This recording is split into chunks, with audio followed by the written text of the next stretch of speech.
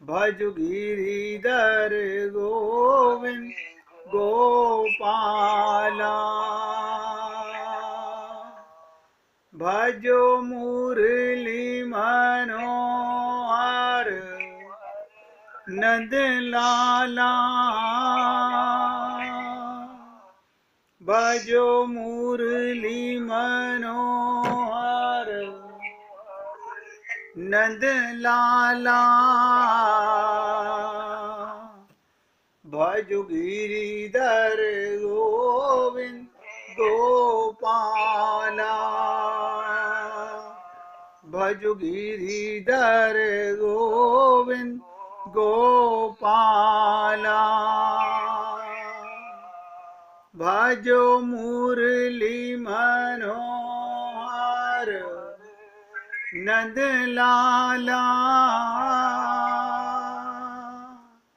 भजो मुरली मनोहर नंद लाला। भज गिरिधर गोविंद गोपाला। भज गिरिधर गोविंद गोपाला। भजो मुरली मनोहर नंद लाला। भजो मुरली मनोहर नंद लाला। भज गिरिधर गोविंद गोपाला। भज गिरिधर गोविंद गोपाला। बोलिए वृंदावन बिहारी लाल की जय। जय जय श्री राधे। जय जय श्री राधे। सभी भक्तों से निवेदन, बहुत एकाग्रचित होकर सत्संग के प्रत्येक शब्द को हृदयंगम करने का पूरा प्रयत्न करें। मैं जानता हूँ कि आप पूरा प्रयत्न करते होंगे, लेकिन फिर भी मैं आपको इसलिए जताता हूँ कि मन बहुत चंचल है। अभी आप और हम लोगों को नज़र ऐसा आता होगा कि मेरा मन मेरे बस में है, लेकिन ऐसा होता नहीं। अनंत जन्मों से बिगड़ा हुआ मन है। हम इसके बस में हैं, ये हमारे बस में नहीं है। पहले आपके साथ कर्म योग पर चर्चा चली, कल से आपके साथ ज्ञान योग पर चर्चा चल रही है।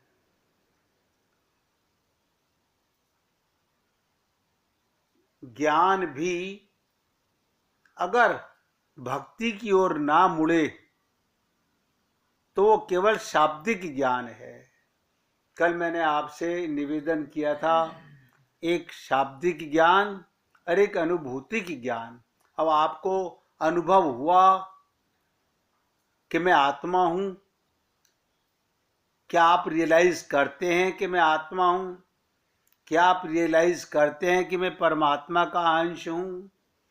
क्या आप रियलाइज करते हैं कि राम मरे तो मैं मरूं? क्या आपका मन अब संसार से विरक्त होने लगा है? तो अनुभूति है। भगवत प्राप्ति की ओर आप आगे बढ़ रहे हैं। और अगर आपको गीता याद है, भागवत याद है, रामायण याद है और बहुत कुछ याद है, लेकिन ना तो आत्मज्ञान है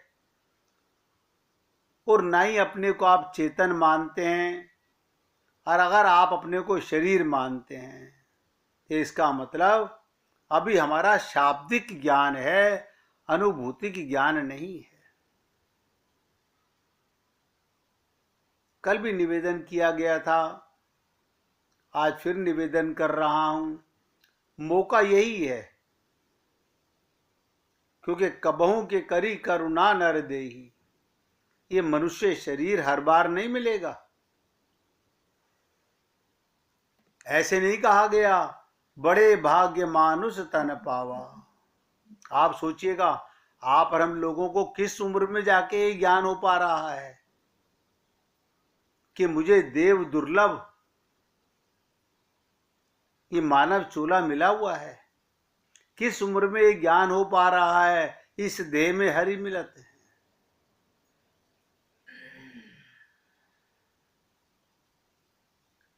इसी प्रकार जैसे आप शरीर का भोजन, ध्यान से सुनेंगे, जब आप शरीर के लिए भोजन करते हैं तो आपको उसे पचाना नहीं पड़ता। आपके अंदर शरीर में जठाग्नि उसको मिटा देती है, जला देती है। आपको पता चलता है कि मेरी रोटी खाई हुई जल कैसे गई, सब्जी खाई हुई जल कैसे गई, जठाग्नि का काम है। इसी प्रकार से सुना हुआ सत्संग, ये शाब्दिक ज्ञान जल करके भगवान के प्रेम की ओर मुड़ जाए तो भक्ति है। कल भी निवेदन किया गया था, ज्ञान वही है जिससे ईश्वर भक्ति हो। बुकिश ज्ञान बेकार है, कोई वैल्यू नहीं है। हाँ, लोगों के बीच में, समाज में अपना मान सम्मान पाने के लिए, अपने अहंकार को बल देने के लिए, अभिमान के लिए आप खुश हो सकते हैं, लेकिन जो ज्ञान भक्ति की ओर छलांग ना लगाए वो बेकार है। वेद व्यास जी ने श्रीमद् भागवत महापुराण में बहुत खुल के कहा, बहुत एकाग्रचित होकर सुनेंगे। भक्ति के बिना, जो केवल ज्ञान के द्वारा, भक्ति के बिना यानी प्रेम के बिना, जो केवल ज्ञान के द्वारा ईश्वरीय ज्ञान प्राप्त करना चाहता है वो महामूर्ख है, महामूर्ख है। शाब्दिक ज्ञान से कुछ नहीं होगा।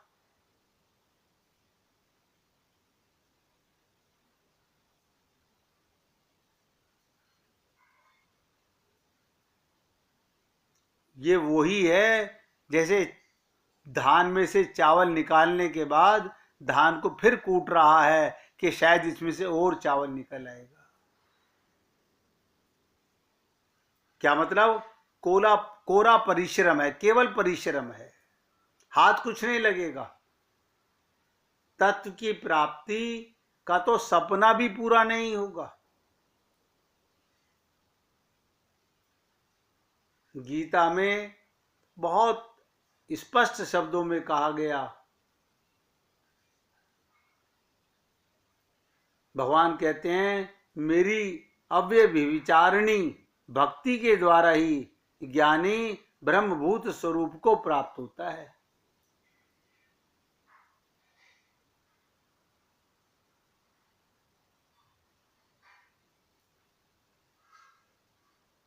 ब्रह्मभूतावस्था को क्या कहते हैं? समदर्शी हो जाता है, सब में परमात्मा को देखने लगता है, कामनाएं समाप्त हो जाती हैं, संसार की वस्तुओं का सेवन करता है लेकिन कामना नहीं होती, वियोग का दुख भी नहीं होता। अभी तो आप हम लोगों को वियोग बहुत जल्दी हो जाता है। ईश्वरीय ज्ञान नहीं हो पाता, अतएव उपयुक्त अवस्था में पुनः पतन हो जाता है। किंतु जब ऐसे ज्ञानी को पराभक्ति मिल जाती है, मैंने कल भी आपसे निवेदन किया था, एक अपरा और एक परा। तो पराभक्ति माने परम की भक्ति, परम से प्रेम। अपरा माने निकृष्ट, संसार से प्रेम, माया से प्रेम। उस पराभक्ति से आत्मज्ञानी, भगवान कहते हैं, उस पराभक्ति से आत्मज्ञानी मुझ ईश्वर को पूर्णतया जान पाता है कि मैं कितना हूं, क्या हूं, अर्थात अपूर्ण ज्ञान, आंशिक ज्ञान भक्ति के द्वारा परिपूर्णता को प्राप्त हो जाता है।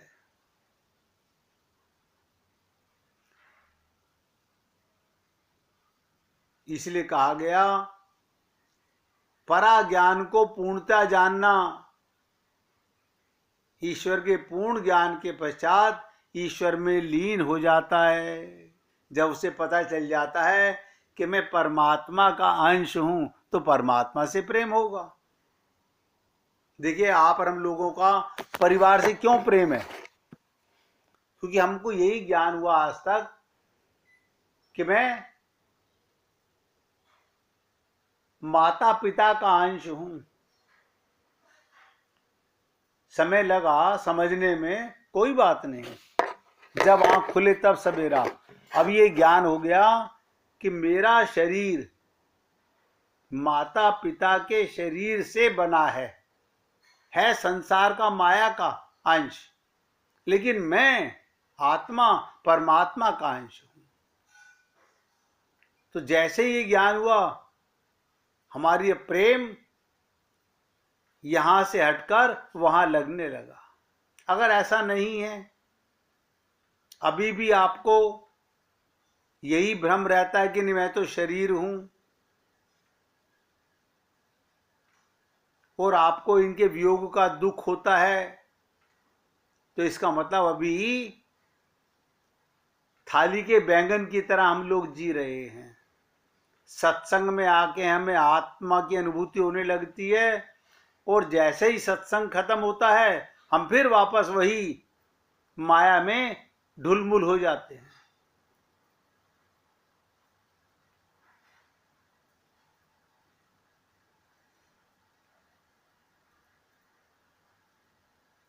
भगवान श्री कृष्ण गीता में बहुत खुल के ज्ञान के ऊपर बोले हैं, अर्जुन के माध्यम से।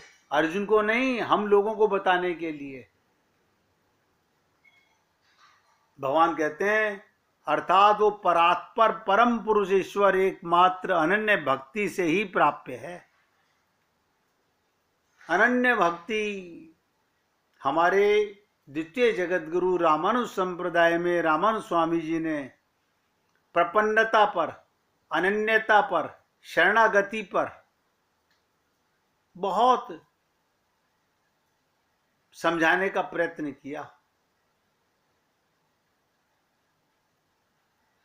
अनन्य का मतलब मेरा मन अन्य कहीं और नहीं, भगवान में रमण करता है। मैं सब में समभाव से देखता हूं। जिस ज्ञानी को भगवान ने अपनी आत्मा के समान प्रिय कहा है, सोचिएगा, ऐसा ज्ञानी भगवान को अपनी आत्मा की तरह प्रिय है।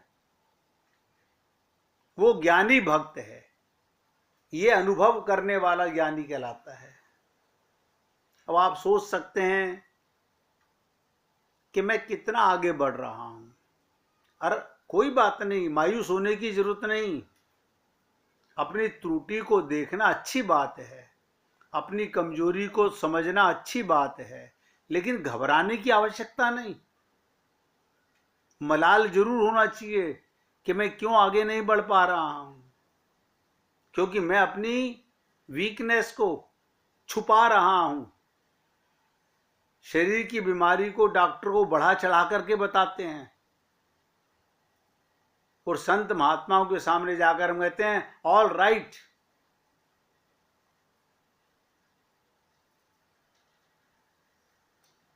इसलिए आपसे निवेदन कर रहा हूं,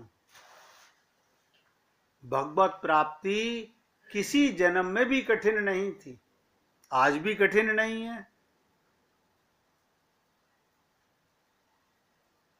भगवान सबको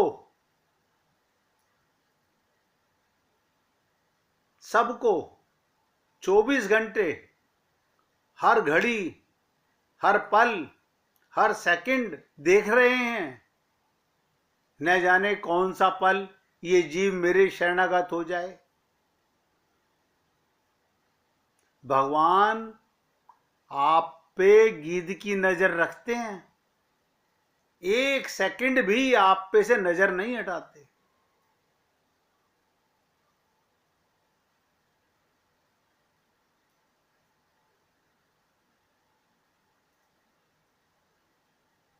आप देखिए भक्ति कितनी, ज्ञान भक्ति, ज्ञान वही श्रेष्ठ है जो भक्ति की ओर टर्न हो जाए। इसे कहते हैं उत्तम भक्ति। किसे कहते हैं समझने का प्रयत्न करेंगे। उत्तम भक्ति का मतलब क्या? भक्ति स्वतंत्र सकल सुख खानी, भक्ति स्वतंत्र सकल सुख खानी, बिनु सत्संग न पावहीं प्राणी, पुण्य पुंज बिनु मिलई नहीं संता, सत्संगति संस्कृति कर अंता। क्या मतलब? भक्ति स्वतंत्र है और सब सुखों की खान है। दोनों चीज नोट कीजिएगा, भक्ति स्वतंत्र भी है और सब सुखों की खान भी है, परंतु सत्संग, सत्संग का मतलब संतों के संग, संतों के संग के बिना प्राणी इसे नहीं पा सकता। और पुण्य समूह के बिना संत नहीं मिलते। जब तक हमारे पुण्य कर्म नहीं होते, बिनु हरि कृपा मिलई नहीं संता। जब हमारे पुण्य भगवान के पास जमा हो जाते हैं तो भगवान की कृपा से हमें संत महात्मा मिलते हैं। हमारी अपनी ताकत से नहीं मिलते, हमारी अपनी समझ से नहीं मिलते।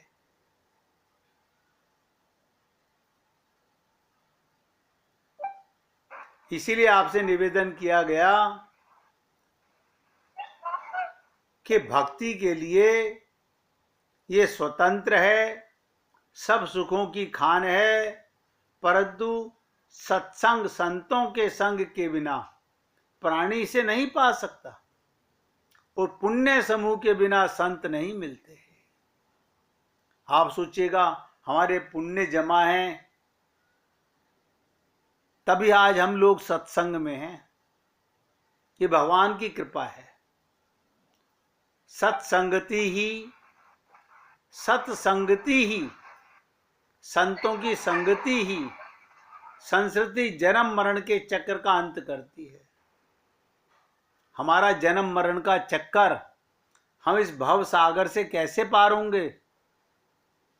संतों के संग से। क्या मतलब? इस घोर कली काल में आप और हम लोग कली काल में हैं, कलियुग में हैं।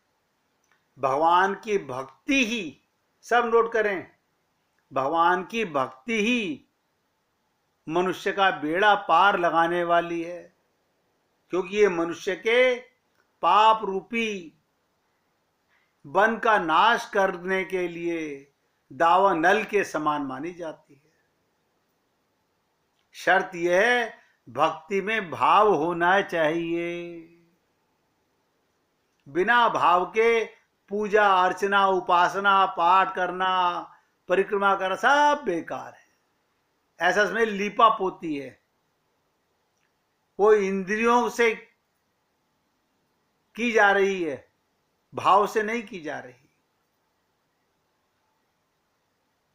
देखिएगा, उसी पत्थर की भगवान की मूर्ति बनती है, उसी पत्थर की जीने की सीढ़ियां बनती हैं, परंतु एक पर हम पैर रखते हैं और दूसरे को शीश नवाते हैं। कारण क्या था? केवल भाव की बात है।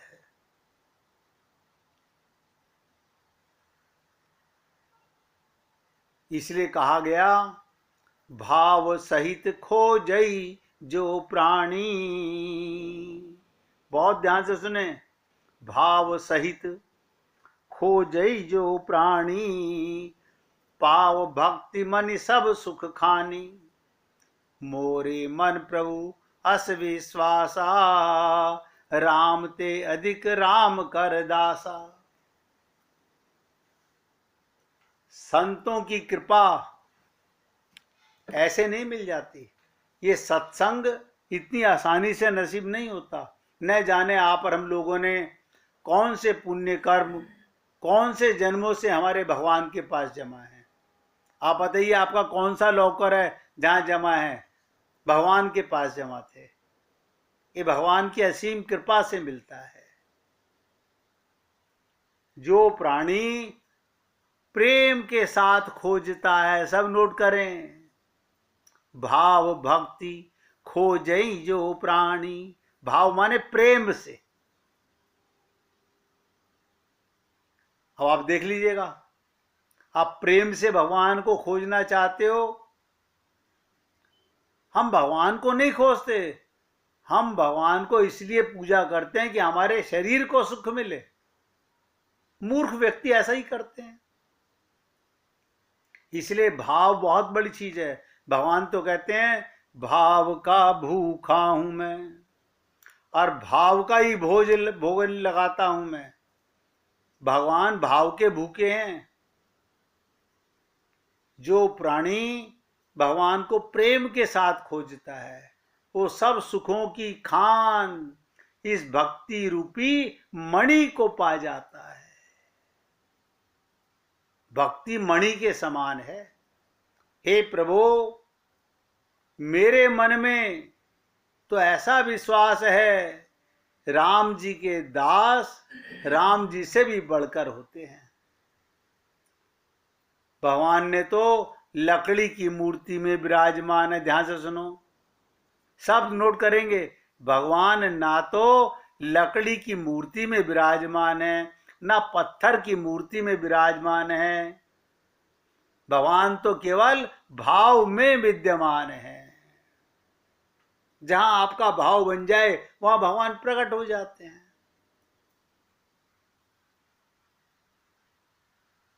अन्यथा हरि व्यापक सर्वत्र समाना, भावते प्रकट होई मैं जाना।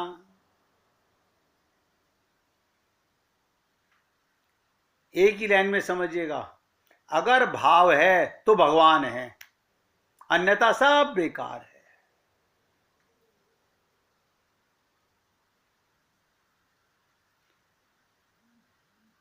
संसार में 3 प्रकार की भक्ति लोग करते हैं, सात्विक, राजस और तामसी।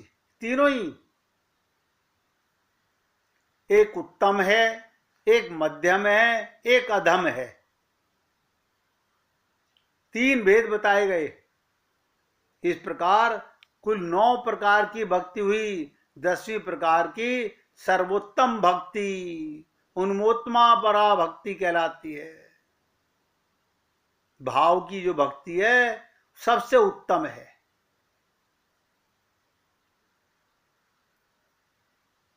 और भाव कैसे माने हम? शास्त्रों में भाव के अनुसार भक्ति के भी 10 प्रकार बताए गए हैं।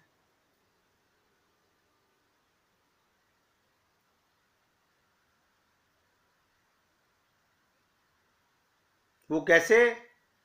नंबर 1, दूसरों का विनाश करने के लिए भगवान लक्ष्मीपति विष्णु का जो भजन किया जाता है, उसे अधमा तामसी भक्ति कहते हैं। दूसरे का बुरा करने के लिए जो भक्ति करे वो तामस भक्ति है,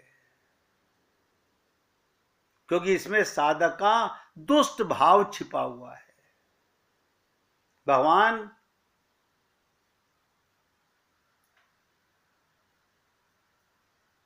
से अपना भला और दूसरे का बुरा चाहना ये तामसिक भक्ति है।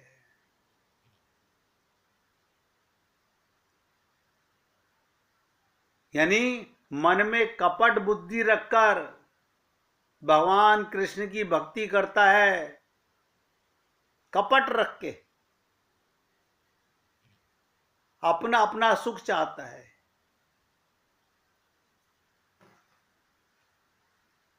वो मध्यमा तामसी भक्ति है। यानी तामस भक्ति में भी मध्यमा भक्ति है।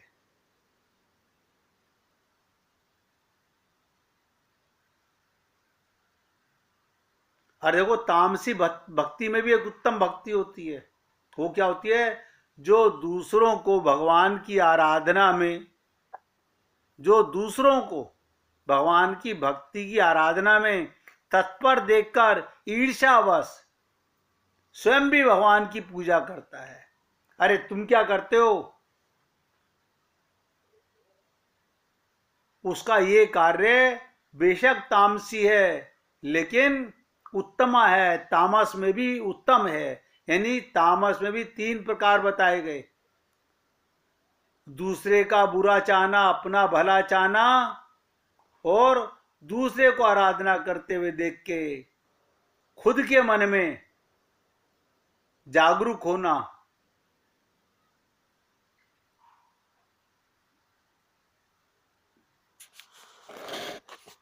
ये सब चीज समझने के लिए आपको और हमें एकाग्रचित होना पड़ता है। एक बार भगवान का कीर्तन करेंगे फिर आगे बढ़ते हैं। राधे